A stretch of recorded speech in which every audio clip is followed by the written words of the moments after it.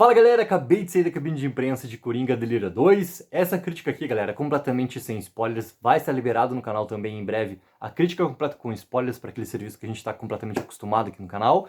E eu vou começar essa crítica falando sobre o que eu percebi das reações das outras pessoas que estavam também ali na cabine de imprensa, que foi completamente divisivo, tá? Tinha alguns ali, cara, Absolute Cinema, adorei o filme, adorei o que acontece, e ao mesmo tempo aquelas pessoas que ficaram muito com o pé atrás, digamos assim, com o que foi apresentado, da maneira como foi apresentado, da maneira como é desenvolvida a história, da maneira como é usado ali. Essa mistura toda de gêneros que a gente vê sendo montada para Coringa Delira 2. E essa, cara, mistura de gêneros, a gente tem ali, digamos assim, ó, três, tá? A gente tem muito uma história de prisão, a gente tem muito uma história de tribunal e a gente tem, obviamente, muito da história musical. Talvez o maior receio, né, que existia, assim, entre, cara, né, as conversas que estavam acontecendo, pô, mas o filme vai ser um musical, como é que isso vai acontecer, se isso realmente vai servir para a história e tudo mais, se isso realmente encaixa com a história que vai ser contada. Ela encaixa perfeitamente com tudo que está sendo contado em Delírio 2. Todas as partes musicais, todos os números musicais que existem em Coringa Delírio 2, eles realmente são ali para fomentar a história que precisa acontecer. Porque a gente vê muito, tá, uma dualidade acontecendo no filme durante o tempo inteiro, uma dualidade que ela é muito mais explícita do que foi no primeiro Coringa. A gente vê sempre o Arthur Fleck e a gente vê sempre o Coringa. E essas duas figuras, elas têm, digamos assim, conflitos o tempo todo durante o filme. Ou seja, essa mistura toda de gêneros, tá? Essa montada toda que acontece ali da prisão, do tribunal e do musical, realmente servem para que essa dualidade toda tenha muita força durante tudo o que é contado durante o filme. Inclusive na relação entre o próprio Arthur Fleck, o próprio Coringa, com a Lee Quinzel, com a nossa Arlequina, que é personagem da Lady Gaga, que tem, assim, uma forte consequência de tudo que acontece, de tudo que é provocado pelo Arthur Fleck Coringa no primeiro filme. E isso a gente vê assim, ó, ela sendo, digamos assim, esse bastião de todos os outros que a gente vê se aglomerarem, por exemplo, ao redor do Coringa no final do primeiro filme, logo depois que acontece o que acontece, sei lá, com o Murray, e tem, né, aquele pandemônio acontecendo já em Gotham City. E tudo isso, galera, ele é muito para contar essa história de dualidade. Tudo isso é para realmente dar força para essas consequências todas do que essa figura, do que ela fez, do que as outras pessoas que o veneram, do que essas outras pessoas ali veem de semelhanças com a sua própria história, colocam ali. Para a gente chegar num ponto que é também crucial para a história desse filme. E crucial muito para a conclusão desse filme. Que é o quê? Simplesmente sobre qual é a figura que realmente é que as pessoas veneram. As pessoas veneram quem nesse filme? Quem que elas veneram nessa história? Elas veneram o Arthur Fleck, elas veneram o Coringa. Qual é a diferença que existe entre o Arthur Fleck? Qual é a diferença que existe pro Coringa? Tem a personagem ali da advogada, que é a personagem interpretada pela Catherine Keener, cara, que ela também tem um ponto que é crucial nisso, porque ela, principalmente assim, até metade do segundo ato, ou basicamente até metade do filme, ela representa muito um senso de realidade que reflete muito tudo que significa do Arthur. Ao mesmo tempo, esse bastião todo representado pela Arlequina ali, representado, na verdade, pela Lee Quinzel, tá?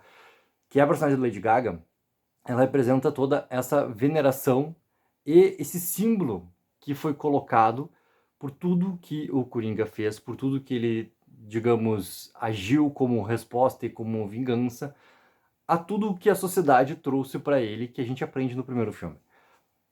A partir daquele momento, essa dualidade, querendo ou não, entre o Arthur Fleck e o Coringa, ela tem um caminho mais claro.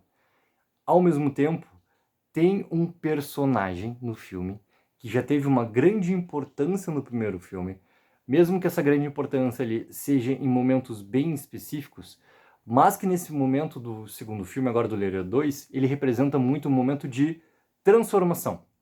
E esse personagem, que é o personagem, cara, que talvez eu não esperava que tivesse uma função narrativa tão grande, tá? Eu não vou entrar em muitos detalhes aqui nas críticas sem spoilers, porque eu não quero estragar a experiência de ninguém. Por exemplo, o filme abre de uma maneira completamente inesperada pra mim, mas completamente inesperada pra mim, tá? O tom todo do primeiro ato do filme, que a gente tá muito colocado dentro desse gênero de uma história de prisão ali, ele abre esse caminho todo de uma maneira completamente inesperada, só que, ao mesmo tempo, ele remonta muito já claramente essa dualidade que a gente vai assistir durante essas 2 horas e pouco que a gente tem de duração ali pra frente do filme.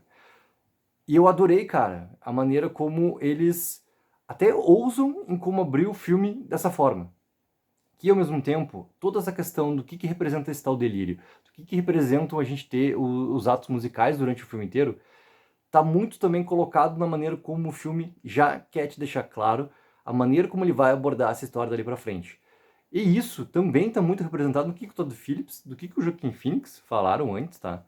Para voltar e fazer um Coringa 2, porque um filme de US$ 1 bilhão, como foi o primeiro Coringa, é óbvio que, na questão de negócio, questão de mercado, que a Warner iria fazer de tudo para que, né, essa dupla voltasse e tivesse um segundo filme sim também, para que tivesse não só a mesma repercussão, digamos, mas obviamente um retorno financeiro. Isso é uma coisa óbvia, entendeu?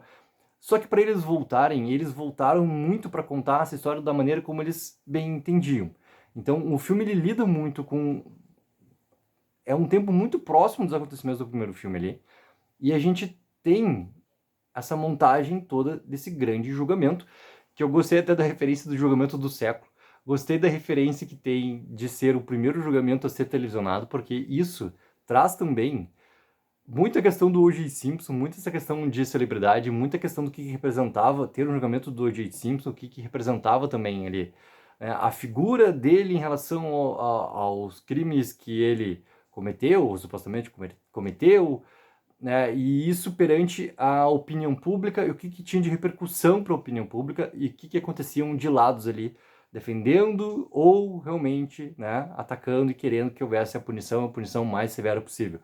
Então, o filme ele até pega essas questões assim, né, bem, cara, claras da vida real para trazer também esse contexto aqui do filme, por causa de toda a repercussão que existe por causa dos atos todos que aconteceram, não só no final do filme, mas que acontecem desde o momento do metrô onde o Arthur ele reage e acaba matando aqueles 3 lá pertencentes aquele momento lá das empresas Wayne e tudo mais, e tem inclusive o envolvimento do Thomas Wayne lá no primeiro filme, aquela coisa toda.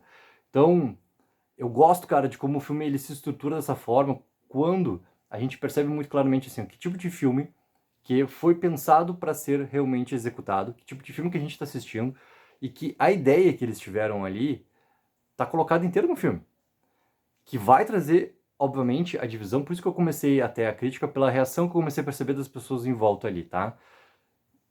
Esse filme, ele vai dividir. Talvez ele divida muito mais do que o primeiro filme, porque ele vai pegar um público muito grande, uma parcela muito grande de quem gostou do primeiro filme, e vai trazer também já essa divisão ali dentro desse núcleo. Dentro desse próprio núcleo, não vão ser todas as pessoas que vão gostar dessa mistura de gêneros e principalmente dessa questão de ter essa parte musical. Até para existir essa parte musical, tá? O filme ele se preocupa muito no primeiro momento que tem até, tá? Que isso já tá até colocado no trailer ali.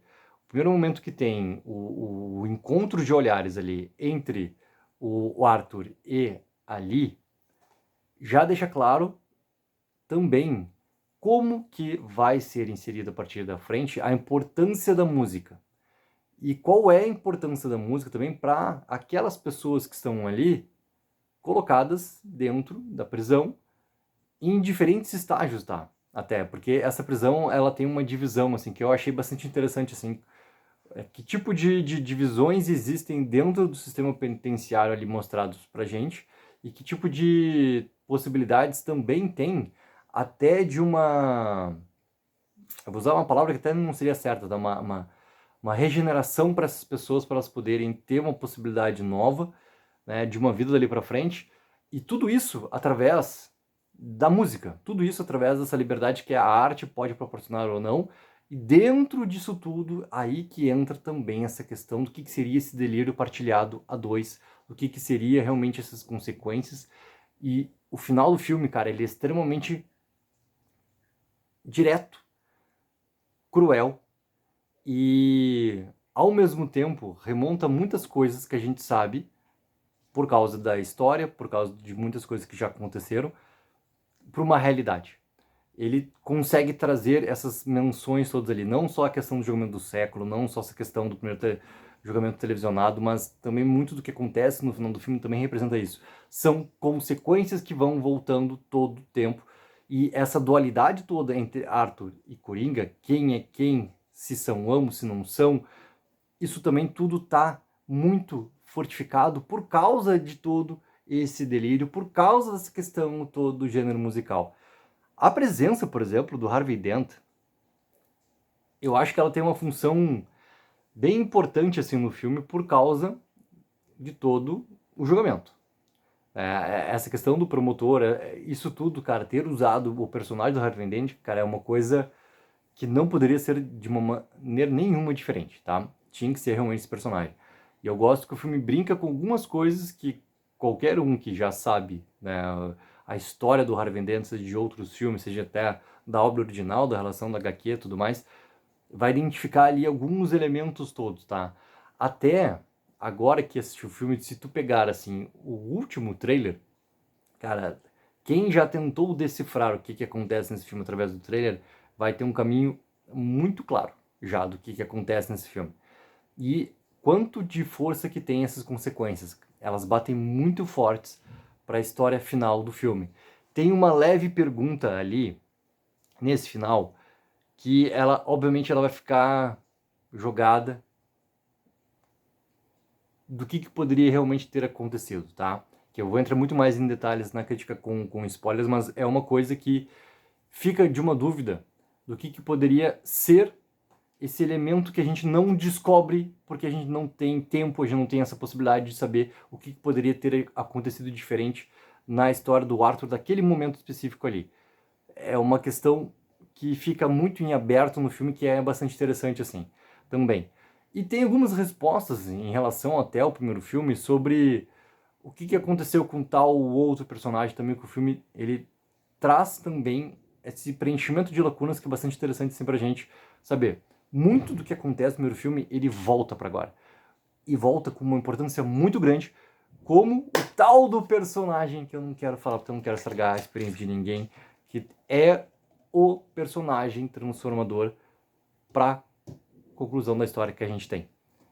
E o quanto de força que tem esse personagem, e o quanto que eu também me fui surpreendido por aquele personagem ali ter esse tipo de influência decisiva em tudo que vai acontecer dali pra frente.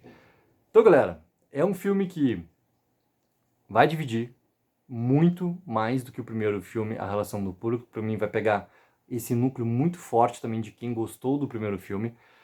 É um filme que eu gosto, cara. Eu gosto da coragem dessa mistura toda de gêneros. Eu gosto dessa coragem de deixar claro o que tu vai ver dali pra frente, da questão do delírio para entrar realmente, né, do que representa esse delírio para entrar os números musicais também. Eles estão ali para contar essa história, eles estão ali para contar muito do que é a vida do Arthur, do que tem ali para que a gente consiga vislumbrar também o que tem dentro daquela cabeça do Arthur. Mas eu sei que, cara, não é um gênero fácil também assim para ser aceito, principalmente um filme, se a gente for pegar a base do universo de super-heróis, um filme de quadrinhos, um filme blockbuster, é muita coragem, cara, para fazer esse tipo de trabalho dessa forma. Por isso que para mim tá muito forte. Realmente, cara, Todd Phillips e Joaquin Phoenix botaram a vida, a história que eles realmente quiseram contar. Para mim ela funciona. Obviamente que eu quero muito saber a opinião de vocês, assim que vocês já assistiram o filme também. O que vocês acharam, a experiência de vocês, como é que foi assistindo Coringa Delírio 2. Galera, crítica completa com spoilers vai estar liberado em breve no canal, vai ser longo esse vídeo pra gente poder conversar também. Não esqueçam sempre, galera, também de dar aquela mega ajuda de curtir o vídeo e assinar o canal. Take04, viva o sonho aqui.